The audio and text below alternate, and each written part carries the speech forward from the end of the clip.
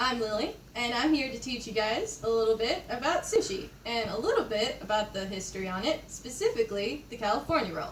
Before I begin, let me just go ahead and say this is a Japanese dish, and I'm wearing a Mulan shirt, which is Chinese. I don't want someone being like, well, she doesn't know that Mulan is Chinese. I do. I know that. All right. So, anyway, sushi is typically made of vinegar rice. And then you add vegetables, and you can add sushi, you can add the fish to it. But in Japan, it's the classic sushi roll is just rice, seaweed, and fish. Very rarely do we put any vegetables down, and most typically the fish is raw. In Japan, they often eat raw fish. It's a staple of breakfast, lunch, and their dinner. Specifically in America, we have adapted to more Western culture. For example, in Japan, the seaweed is on the outside. That way, when you roll it, you see the seaweed and so it's the seaweed, then the rice, then the filling. But when that came to America, we found it very off-putting because seaweed, we don't know what that is. So when you see American sushi, most typically the rice is rolled on the outside. That way it's the outer layer. And when we see rice. And we're like, oh, we can eat that. And we can ignore that little green line because, who knows what that is. Anyway, Japanese sushi is typically served in 6 uniform pieces. And that's because when you cut the roll, which the roll is the entire thing, you leave off the end pieces. The Japanese are very concise on their precision cuts, and they want everything uniform, and they want everything to be just so. In America, we try and aim for that, but we're more concerned with taste and more, show.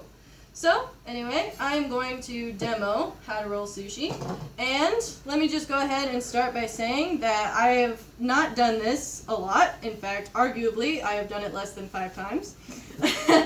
And I'm going to actually do it the Japanese way, and I'm going to start with my sushi down first, and then put my rice, because I would prefer it that way.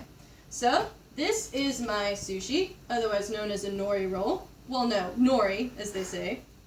And I put that down first. And then the tricky part is the sticky rice. Now, there's a certain type of rice that you have to use. You can't just use brown rice or long grain rice. You have to use the white rice. And the reason is because it's sticky, and so it's going to stick to the roll. And we just pat that down.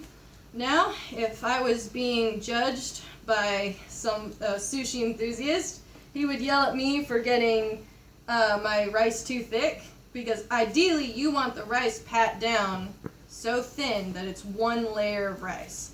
But I am not that good at it. So, got it down, and what you kind of want is it laid down like that. Obviously, I want it to look prettier, but I'm here to give you more of a general idea, less so a perfect example.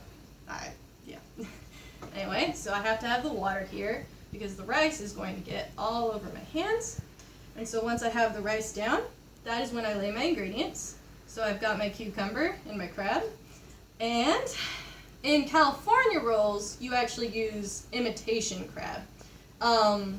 And a lot of people confuse sushi for raw fish, but that's actually sashimi. Sashimi is thinly sliced raw fish. No, so sushi doesn't necessarily mean it's got raw fish in it. In fact, a lot of people like to put teriyaki tempura in it. Anyway, so I got my cucumber and crab down, and I'm going to lay down my avocado, which is partly how we get the California roll.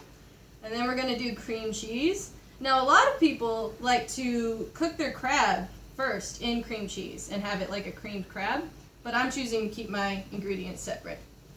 And once I have all my ingredients laid down, just so, that's when I start the rolling process. So with the bamboo mat, you want to kind of roll and stick down, and then you want to roll it again, and it's kind of like a mixture between press and roll.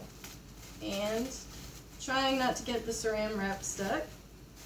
All right. And this is the sushi roll. And then I'll set it aside. Take my knife, get all that rice out there,